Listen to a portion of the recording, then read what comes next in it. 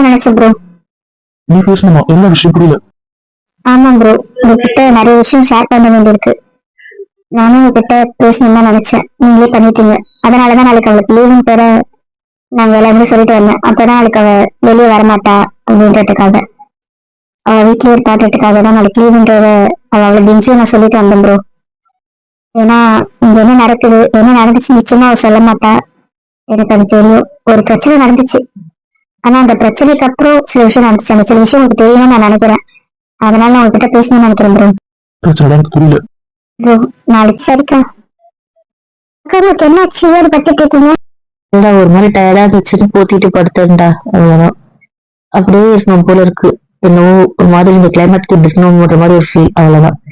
நான் அப்படியே ஸ்பீக்கர் போட்டு பேசிக்கிறேன், ஒன்றும் பிரச்சனை வேணாம். நீங்க நார்மலா தானே இருக்கீங்க? என் குரலை கேட்டால வருத்தப்படுற மாதிரியே, சோகமா இருக்க மாதிரி, கோவமா இருக்க மாதிரி தெரியுதா? இல்லக்கா, அடக்கியே நடந்ததுக்கு அப்புறம் அதெல்லாம் ஒண்ணு இல்லடா, நான் நார்மலா தான் இருக்கேன். அப்ப சரிக்கா, நீங்க பேசுங்க, நான் கிளம்புறேன். சரிடா, பாத்துப்போ. ஓகேக்கா. ஹலோ, சொல்லலாம். ஏ பாய், நீ எங்க இருக்க? நீ என்ன பண்ற? ரூம்ல இருக்குண்டா, ஒண்ணும் பண்ணல. ஏன்? இன்னும் வாய்ஸ்ல டல்லா இருக்கு. அப்படிலாம் இல்லல, நார்மலா தாண்டி இருக்கேன். இன்னும் சொல்ல அழுறியா? ஏடா பட்டு, இது என்கிட்ட போய் சொல்லாத, உனக்கு என்னவோ நடந்திருக்கு. அப்படிலாம் எதுவுமே இல்லடி. ஏதாச்சா?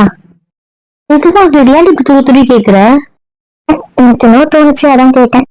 அடுத்த வரப்போறெல்லாம் வந்து பாத்துக்கோ, ஒன்னும் ஆகல, போதுமா? அப்ப சரி, ஒண்ணும் இல்லடி. என்கிட்ட மறைக்கல, நீ நல்லா தானே இருக்க? நான் நார்மலா தாண்டா இருக்கேன், ஒன்னும் பிரச்சனை இல்லை. நாளைக்கு வருவல்ல? கண்டிப்பா வருவேன்டி, பயப்படாத. நாளைக்கு நான் வரேன், ஓகேவா? தனியா இருக்க ஒரு மாதிரி இருக்குடி. நான் மட்டும் தனியா இருக்க மாதிரி